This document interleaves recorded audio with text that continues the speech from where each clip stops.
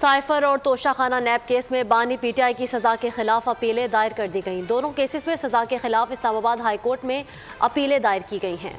Official secret act की अदालत ने बानी पीटीआई को सैफर केस में 30 जनवरी को सजा सुनाई थी। एहतसाब अदालत ने भी बानी पीटीआई को तोशाखाना केस में 31 जनवरी को सजा सुनाई थी। सीनियर कानूनदान लतीफ खोसा ने अपीलें दायर करने की तस्दीक कर दी। ठीक है, जो कन्विक्शंस की थी तो यहाँ हुई है, एक तो सेशन कोर्ट में हुई है, जो तो इद्दत वाली थी वो तो सेशन कोर्ट में हुई है, और जो तोशाखाने वाली और दूसरी अपना जो साइफर वाली है वो इधर ही अपील दायर। तो आज समाअत का इम्कान तो नहीं, आज तो समाअत नहीं होगी।